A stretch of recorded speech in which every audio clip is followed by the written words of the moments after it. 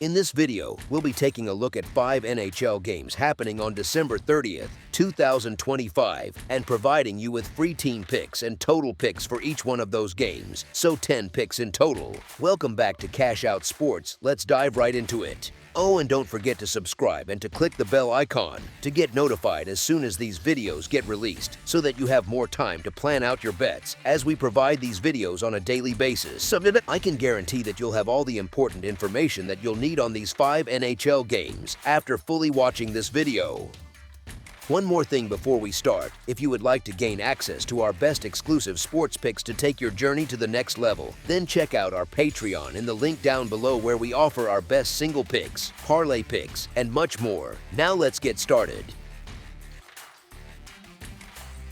New Jersey Devils versus Toronto Maple Leafs. Toronto walks into this one off a tough overtime loss in Detroit, but the recent form has quietly tilted in a better direction over the last 3 games. At home, the Maple Leafs sit at 12-5-5, which is a solid base, while New Jersey is 10-9-0 on the road, which is fine but not exactly dominant. The Devils have dropped 4 in a row and have managed 2 goals or fewer in 4 of their last 5, so confidence with the puck is clearly wobbling a bit.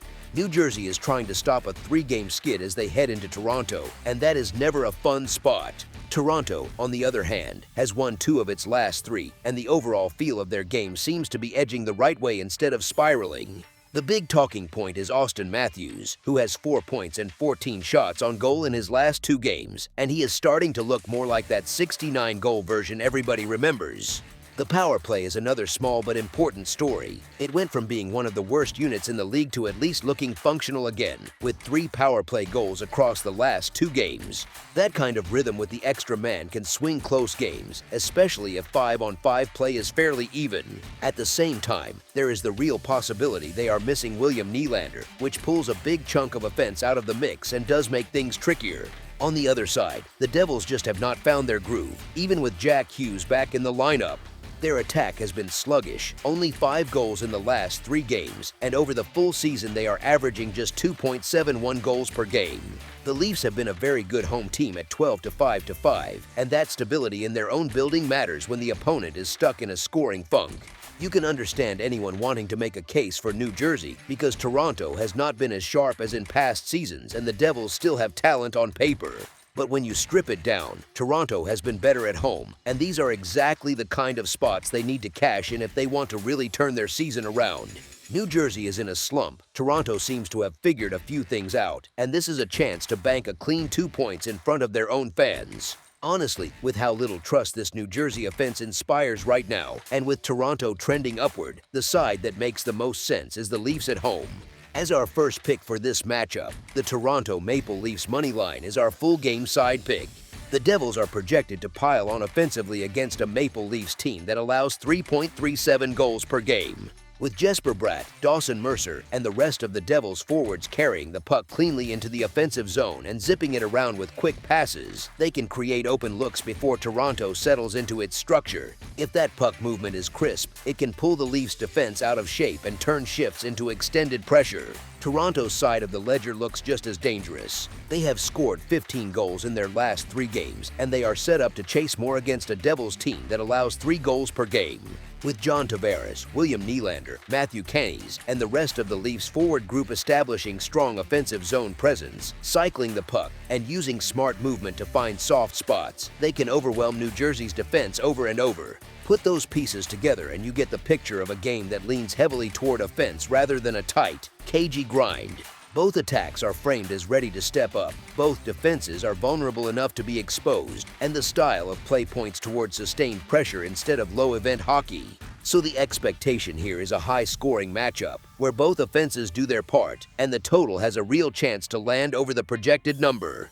As our second pick for this matchup, over the projected total is our full game total pick. Florida Panthers versus Montreal Canadiens. You can absolutely talk yourself into the Canadian side here. They have taken 5 straight games off the Panthers, so there is some real history that leans their way, and that does stick in players' minds more than they might admit. On top of that, this spot has a bit of a trap feel for Florida, with the Winter Classic sitting right in front of them and everyone already thinking about that stage. Here is the thing though, Florida is playing its best hockey of the year right now, and stepping in front of a team in that kind of groove is not exactly appealing. The Panthers are rolling, the structure looks tight enough, and the confidence is obvious, so you are basically trying to fade a wagon at home and hoping the look-ahead angle is strong enough to carry you. Montreal has been really impressive on the road this season. They keep finding ways to steal points in buildings where they probably should not. They hang around, they get timely scoring, and they have surprised more than a few home crowds. So it is not crazy to think they can be annoying again in this spot. Still, the price on Florida is described as cheap for what is framed as one of the best teams in the league playing on home ice. When you are getting that level of quality in their own barn, at a number that is not inflated, the lean shifts towards simply backing the stronger roster and living with the result. So even with Montreal's head-to-head run and their road knack, the edge in class and current form for Florida points to the home side as the preferred play on the money line. As our first pick for this matchup, the Florida Panthers money line is our full game side pick. Their goaltending has been called suspect for much of the season, and that kind of label usually shows up in soft goals and shaky rebounds that stretch games higher than coaches like.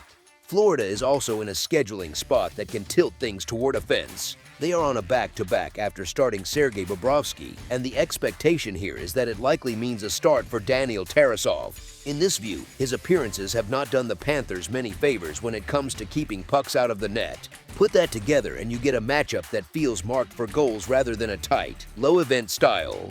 A wobbly crease at one end, a tired team with a backup in at the other, and the usual flow of mistakes that come with heavy legs. All that points toward chances and breakdowns more than blocked shots and clean exits. So the thought is simple. This game is earmarked for offense to show up, shots to find the back of the net often enough, and a total that has a strong chance to push past the projected number. As our second pick for this matchup, over the projected total is our full game total pick.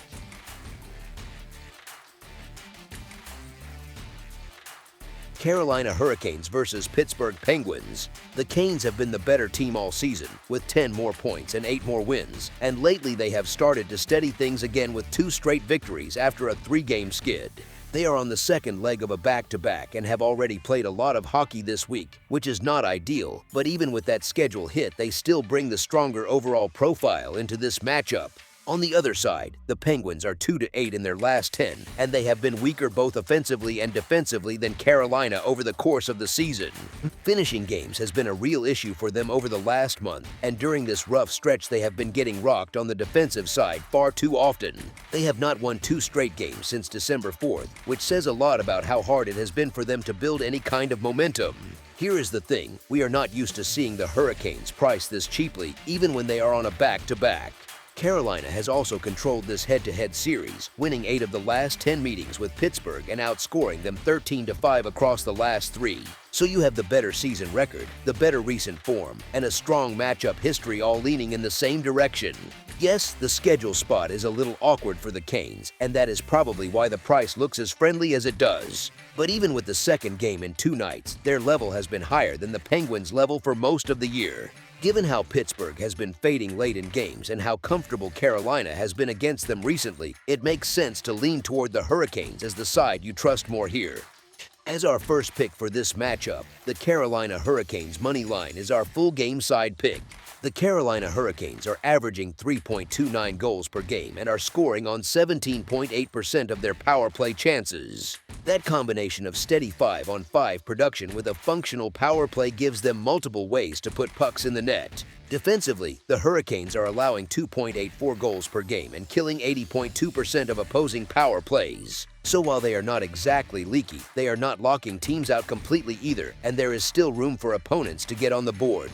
The Pittsburgh Penguins are averaging 3.14 goals per game, with a power play that is converting at a very strong 29.7%. Whenever a unit clicks at that kind of rate, it only takes a couple of penalties to swing the total upward. On the back end, the Penguins are allowing 3.16 goals per game and killing 81.7% of their opponents' power plays. That defensive number sits in that range where both teams can reasonably expect to score, especially if special teams get involved more than once. Put all of that together, both offenses living north of 3 goals per game, respectable power plays on each bench, and defenses that still give up close to 3 a night, and you get a setup that leans toward goals rather than a tight, low-scoring grind. If the rhythm of the game gives either side a couple of power play looks, the underlying averages suggest the scoreboard can move quickly enough for the total to clear the projected number. As our second pick for this matchup, over the projected total is our full game total pick. New York Islanders versus Chicago Blackhawks. This is a classic both teams need a response spot, with the Islanders and Blackhawks each coming off multi-goal losses and meeting for the first of 2 games this season. Chicago gets the home crowd, and after getting slapped 7-3 last time out, you would expect them to come out fired up and a bit embarrassed. That emotional bump matters, especially for a young team, but it only carries you so far when the talent gap is this obvious. New York has simply shown a stronger backbone all year. They have 7 more wins than Chicago, and that kind of separation is usually a pretty honest reflection of roster quality and night-to-night consistency. They are framed as being led by first overall pick Matthew Schaefer, along with a really solid blend of younger players and veterans, which gives them a more balanced lineup across all 3 zones. Chicago, by contrast, comes into this one still trying to stop the bleeding. They have dropped 7 of their last 8 games, and that kind of stretch wears on a team, even when they are trying to turn the season around. Their home record of 7-8-3 is not terrible, but it is not exactly a fortress either, especially when the offense is missing its centerpiece.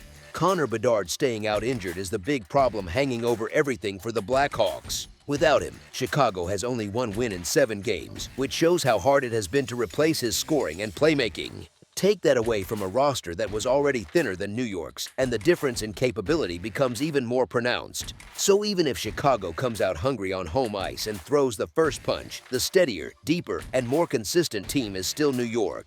In a matchup where both sides are trying to stop a skid, the team with more reliable structure and more proven winning results is usually the one you want to side with. As our first pick for this matchup, the New York Islanders money line is our full game side pick. Chicago is trying to spark a turnaround, but 7 losses in their last 8 games tell you their offense has not exactly been humming. At home they sit at 7-8-3, while the Islanders are 9-7-2 on the road, and those numbers fit a profile of tight, grindy games more than wild shootouts. New York has won 2 of their last 3, which is a small positive, but they have still scored 2 goals or fewer in 5 straight. That is a strong hint that their attack is stuck in low gear, even when the results have gone their way. On the flip side, they have been playing strong defense this season, which helps pull totals down even further when their own scoring is stuck around 2 or 3. Both offenses have been struggling enough that they combine for just 5.53 goals per game on average. That is exactly the kind of combined rate that nudges you toward unders, especially when neither team is brimming with high-end finishers at the moment. The Islanders' last 7 games have all landed under the total, which reinforces the idea that their recent contests have been slow burn, low-event hockey more often than not. On the season, the Islanders sit 25th in goals scored and Chicago sits 26th, so neither side is exactly lighting up the league. Both lean on a defense-first mentality to stay competitive, especially when chances dry up. With Bedard still out for the Blackhawks and the Islanders likely to play a conservative, structured road game, the expectation is fewer high-danger chances and a lot more grinding along the boards. That combination points to the kind of gritty, physical matchup that feels more like a 3-1 or 3-2 final than a track meet. In other words, plenty of effort, not a ton of fireworks. As our second pick for this matchup, under the projected total is our full game total pick. Philadelphia Flyers versus Vancouver Canucks. Philadelphia rolls into this one trying to bounce back from that loss to Seattle with the small comfort that they handled Vancouver 5-2 back on December 22nd. The Flyers sit at 8-6-3 on the road, which is perfectly respectable, while the Canucks are just 4-11-1 at home, and that is rough no matter how you spin it. Vancouver has dropped 2 straight heading into Monday night and coughed up 11 goals in those games, which fits the story of a team that has been leaky defensively and especially poor in its own building. The schedule spot leans toward Philadelphia too. The Canucks played last night, went to overtime, and now have to turn around quickly, so you are probably getting some heavy legs and maybe a bit of mental fatigue.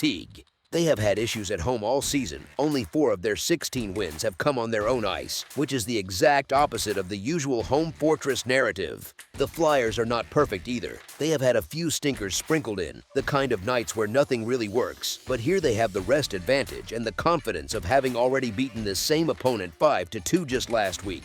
Philadelphia has also taken 7 of the last 10 head-to-head against Vancouver, which quietly reinforces the idea that they match up well in this spot. Given the Canucks' home struggles, the back-to-back with overtime, and their ongoing defensive issues, the more trustworthy side here is Philadelphia. At this kind of reasonable price, I am comfortable leaning toward the Flyers to get it done. As our first pick for this matchup, the Philadelphia Flyers money line is our full game side pick.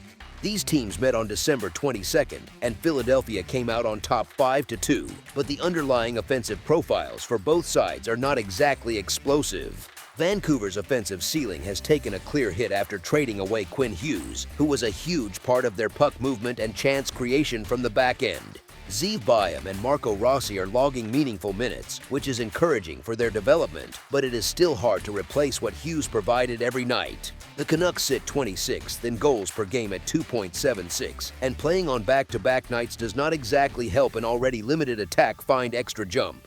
On the other side, Philadelphia is not lighting up the scoreboard either. The Flyers are in the bottom third of the league in scoring at 2.89 goals per game, good for 21st. Trevor Zegras leads the way with 37 points in 37 games, which is strong production, but even with that kind of pace, the team as a whole still has to grind for offense. Special teams do not really rescue them much. Philadelphia's power play has struggled, ranking 25th in the NHL with a conversion rate of 16.3%, which leaves a lot of potential goals on the table.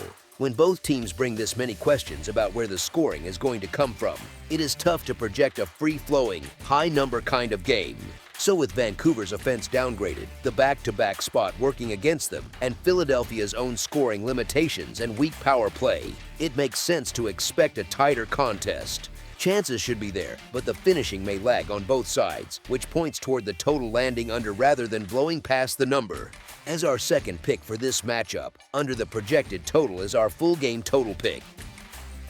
That's all for now, so if you have any other games you would like reviewed, then leave a comment down below with the game you would like analyzed, subscribe to our channel, leave a like on this video, and we'll get to it as soon as we possibly can. We would also love to hear your opinion on the picks presented to you in this video, whether you agree or disagree with them, so leave a comment down below and do let us know.